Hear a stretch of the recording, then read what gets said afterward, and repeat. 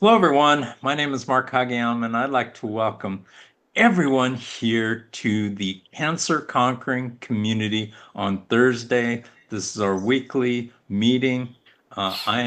Me personally, I am a stage 4 prostate bone and lung cancer patient slash survivor, been dealing with cancer since late 2020, early 2021, doing very well, and I'm so happy and honored to be here and to have the privilege of hosting this gathering along with my co-host, Lihia Chacon Hernandez. And we are going to have a fantastic get together today because it's this is a panel and this is a discussion with Dr. Gary Phillips and his daughter Chantelle. And I had the pleasure and honor of meeting them at my daughter's wedding, my daughter Tani, and they were there. And I had actually a much longer conversation with Chantel's sister, uh, Nicole, and she was saying, "Yeah, you got to meet my dad." I mean, after hearing the story, unbelievable, which you're going to hear it yourselves.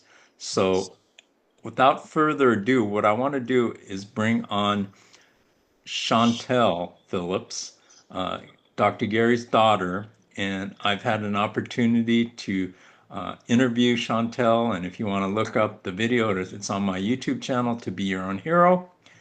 And Chantelle is an influencer herself, and she's got a great community. And without further ado, I want to hand it over to Chantelle to tell us a little bit about what she's doing and her experiences as a family with Dr. Gary's health crises throughout the years. Chantelle, please Thank introduce you. yourself, and we are so happy to have you. Thank you so much. Thank you, Mark. What an introduction. I feel so honored to be here. I remember the first time I joined this call, it honestly made me emotional. I think you can just feel energy in a room when you all overcome or go through something. The energy is real. And so I'm Chantal. I am Dr. Gary. I love saying that because it's like dad, but Dr. Gary's daughter. And I am a software tech manager by day and entrepreneur by night. So I am a woman speaker, podcast host of the She Is Worthy podcast, and I'm a vegan protein cookie CEO and the founder of She Is Worthy Women's Community. And so a little bit about what I'm doing is I am helping women empower them, rediscover their power, transform their mindset, and help them truly know their worth. And that comes from a time where I didn't know my worth, I didn't know my value, and I wanted to help empower women to feel that so that they're never alone and they don't have to go through this alone. And it's a virtual networking community, so it's all over the world. We have USA, Canada, Australia, Belgium. We are just going everywhere, and that's the goal, to go global. And it comes from like a heart-led, servant, faithful heart of mine. And being Dr. Gary, Dad's daughter, growing up, it was very challenging, but it was also very rewarding because we come from a very close-knit family. My mom and dad are strong, strong parents. They have a strong marriage. They're both strong individuals. And having my dad go through what he went through and watching it, it could have gone another way. It could have made us very scared 24/7, but because of our strength and faith in God, it's made us really resilient. And just watching how my dad has overcome every near-death experience. I've had to say goodbye to my dad over 75 times in my life, and I'm 32 years old, so that's about twice per year. And you can imagine how the fear could creep in, but it's taught me to cherish every single moment. It's taught me to value every single phone call, every single dinner. And we're very close. We talk 24/7. Literally, right before this call, we were talking. So we talk all the time. He's my very best friend. And it's, I think, just brought a strength in me to be able to accomplish everything that I'm accomplishing now and to share that with women because that's my niche. But yeah, it was very challenging, but very rewarding because he's made us, every time he went through a near-death experience, we watch as children how our parents react, and that kind of bleeds onto us. And watching how my dad was very positive every hospital visit and was laughing with the nurses while we're trying to cry. We almost couldn't because he was very strong. So my dad is the strongest man I know, and my mom, held up the other part of the other half of him. Let me point out right now that if I would suggest everybody follow Chantelle. I mean, I don't know how she puts out so many videos. How do you do that, Chantelle? I mean, and they're really fantastic videos. I mean, they're straightforward from the heart. I mean, she uses great graphics and music, all of which I don't use, by the way. And she does a tremendous job. So, Thank you. what you're doing for the world is tremendous in Thank in you. in that aspect. So, uh, go ahead. We want to hear more Yeah, I about. feel I feel very called. When I have an idea, like you were saying, the videos I put out, when I feel called to do something, I'm one that believes in not being perfect. So, if you look at content creators, they sit there for hours trying to perfect their videos, and I truly feel God has called me to so much more. And so when I feel called or have a desire in my heart, I just put the video out there because that's telling me that there's somebody out there that needs to listen to what I have to say. And it doesn't matter if I get the cuts right, the song right, this right. And I love editing. I come from like an editing background, but at the end of the day, it's being called. And I always live by this one quote that I feel like could touch a lot of lives.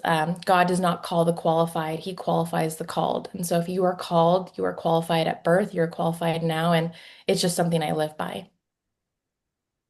Wow, that is fantastic. And by the way, Chantel is a phenomenal speaker. And so, if you're not following her, I suggest you follow her right now and share it with anybody who needs to hear her messages. Absolutely tremendous. So we'd we'd like to hear more about your experiences from the family aspect of what your dad has gone through over the years and how did it start, and what's your earliest memory of all those visits to the emergency room? Hey, Mark, Yeah, can I cut in? Can I cut yeah. in real Sure, quick? absolutely. Just, just as a segue from Chantel's amazing speaking qualities, and I'll say more about that. But Chantel, honey, would it be okay if I just shared this 1 minute clip from last night, from what you did last night, and you can set up the clip? I can share my screen. Would that be okay? You mean when I was on the panel? Yes. Yeah, so last night, just to preface, I was in San Diego. I'm a woman speaker, so I drove down to San Diego and I was on a panel in front of about 50 to 100 people talking about worthiness in my community. And I shared a clip with my dad, and he'll go ahead and share it. So let me share my screen.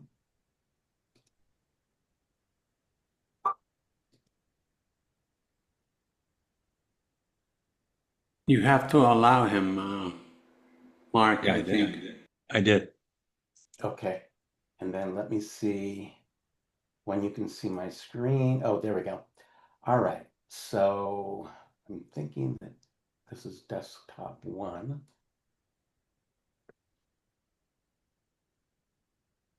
One second.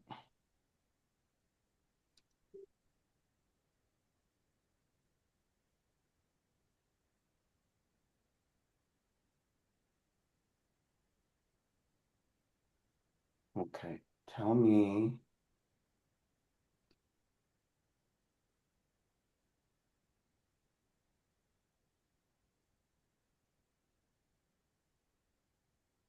Sorry about that. It says open system settings. What is that? Do I have to open systems? I'm sorry about that. You can even probably go to messages and open it.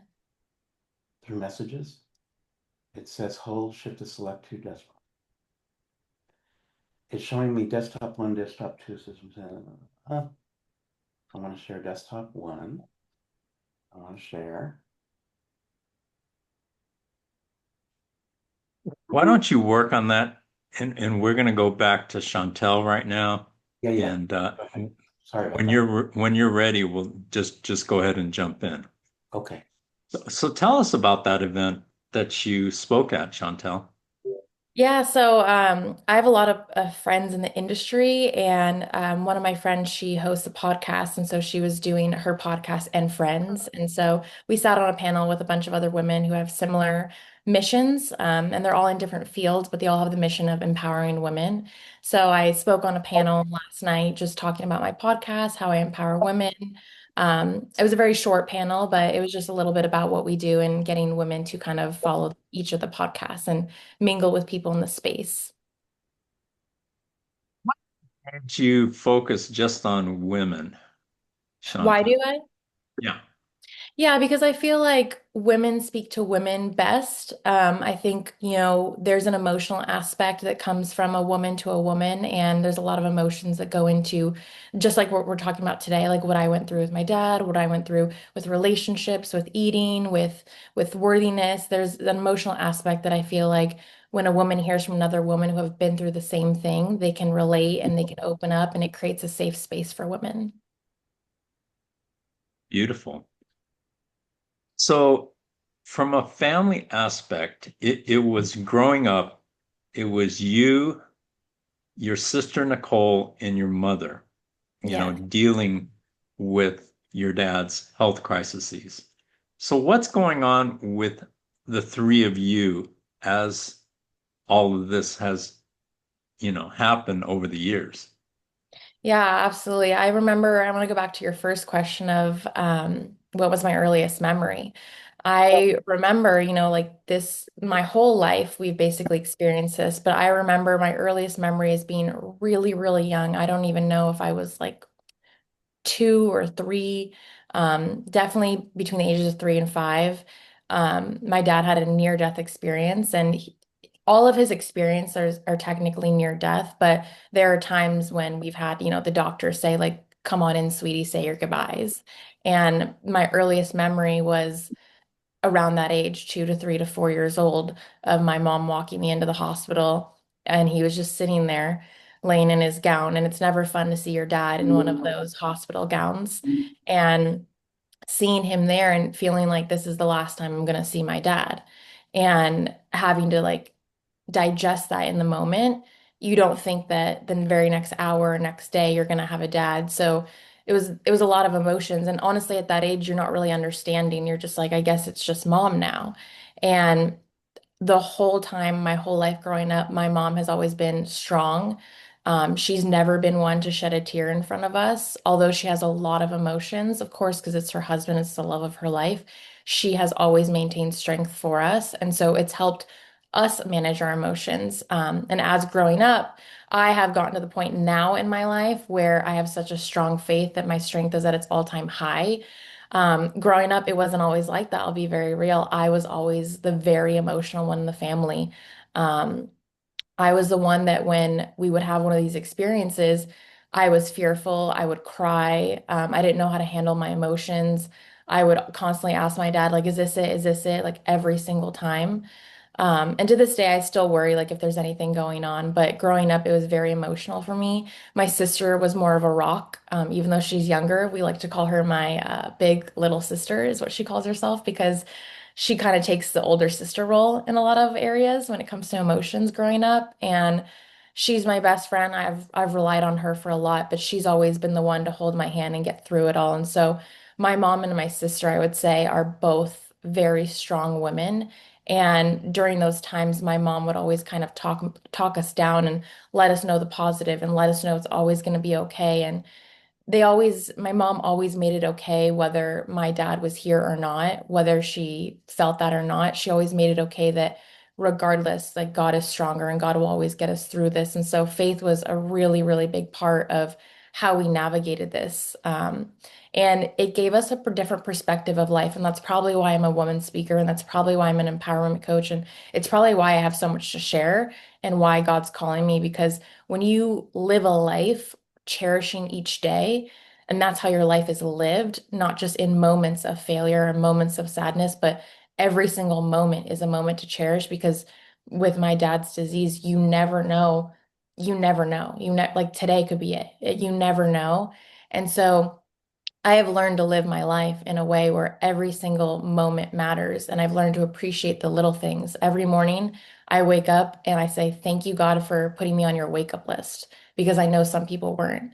And it's little moments of gratitude like that that I think has sustained our family of strength, and not only family, but as an individual. And saying gratitude every morning is important. And if you're saying gratitude for the material items in life, then you're missing the point. You need to say gratitude for the intangible things, the moments, the breath in your lungs. Some people need to be on a ventilator. So the fact they're able to breathe without one, it's all those little things that I cherish. Having eyesight, having touch, taste, things that not everyone has, having limbs. We're all still living, but the fact that we're able to live such an abundant life up into this point is such a blessing. And it's counting your blessings that are the most important. So it was very difficult from my early age on. But the three of us, me, my mom, and my sister, we stuck together. We're a trio. We were very strong. We're probably the strongest women you know because we've been through hell and back. And it's a lifelong thing. It's not something that we've overcome. We're constantly holding each other's hands.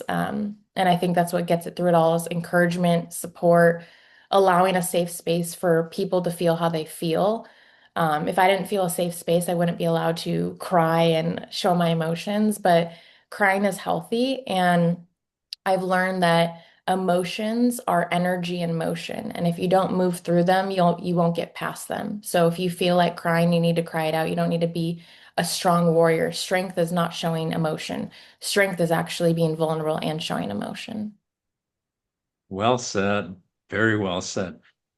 I'm going to take take us back to uh, my daughter Tani's wedding when Nicole had the courage. And the crazy thing about it, she came up to me and she started talking to me. And I had seen Nicole for years and years and years, and we'd say hello and everything, but we never had a conversation. And I was just blown away by her maturity in the way she was conveying what she was telling me and talking about her dad and his situation, and she kept saying, you two would get along really well, and she was absolutely right. And so talk about, and I see this constantly. I see this, with children of cancer patients as well as childhood cancer patients. There comes an unbelievable maturity with what you've gone through and what other people have gone through that have gone through health crises. Talk about that, and at what point in time did you develop this uh, maturity and incredible amount of self-awareness as well as the awareness of the world itself? Yeah, that's a great point. It's something I recognize in myself. It's something I've recognized actually since middle school.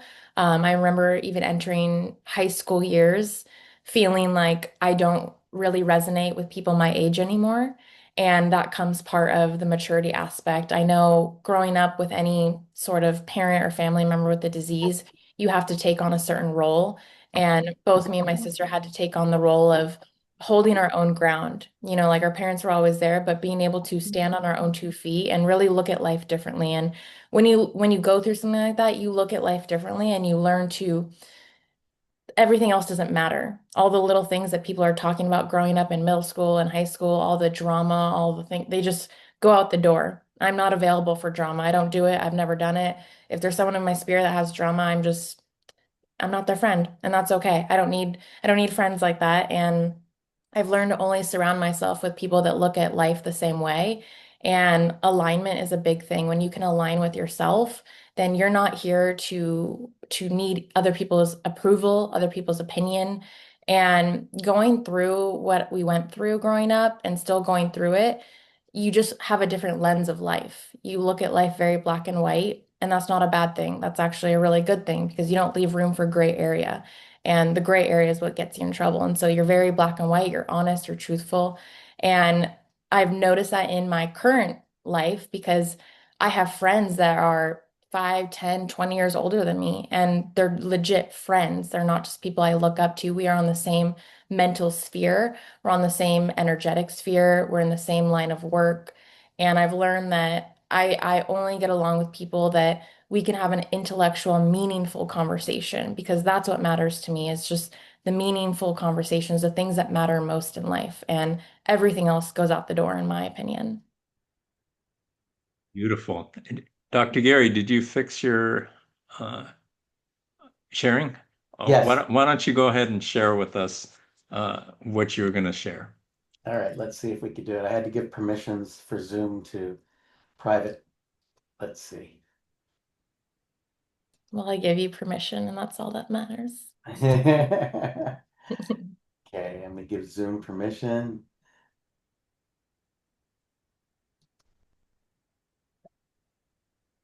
And let's see.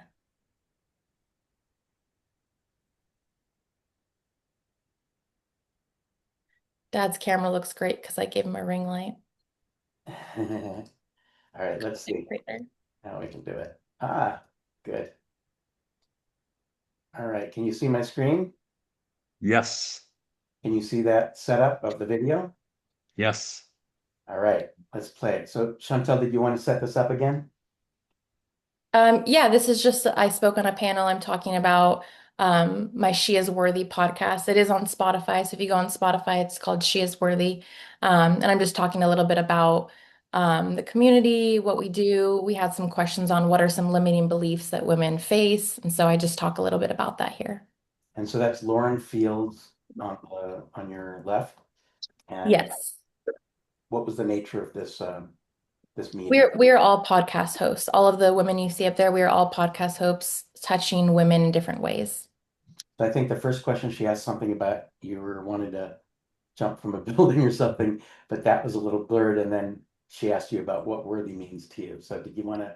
Oh yeah, I didn't say I wanted to jump from a building. The girl next to me was, yeah, I was like, let me put context to that. Yeah, The girl next to me was talking about worth and she was highlighting some of the things that I talk about. So she asked me, Chantel, how do you feel as this woman is talking about self-worth? And I said, oh, I just wanted to jump out of my seat. Like she got me going. Like I was really excited. good. So this is just a 1 minute clip, and it just give you an example of Chantel's incredible wisdom beyond her years and her ability to communicate magnetically to an audience. Very guys answer. Oh, I wanted to jump from the rooftops right now. It's so hard to look at him. Yeah, like, oh yes, I get it. But that's where my passion comes from. Like everything you said, so many women with so many mindset blocks of comparison. Just like you said, we look left or right, and it's like the analogy of a horse. You go to a horse race and they have lines on. Why do they have lines on? Because they're actually gonna finish the race. They're gonna stand in the lane and they're gonna shine. And so if we stop looking left or right and start looking at our life, we're gonna find the most beautiful version of ourselves already within us. So when it comes to self-worth, that is the foundation that I stand for because there was a time I did not feel that. And I looked around the room and I thought, man, I wish I had a loving community that was clapping for me. And I said, you know, I'm gonna start it because we all need to support one another and whatever we're doing. I support all of these girls up here, support Lauren. And self-worth is so important because if you know who you are, then you become unstoppable. Thank you. And how do you define worthiness? Oh, worthiness. Yeah, that word. It is looking yourself in the mirror and loving who God created you to be. This worthiness, when you can look at yourself authentically, just as you are, and love yourself fully from the ground up.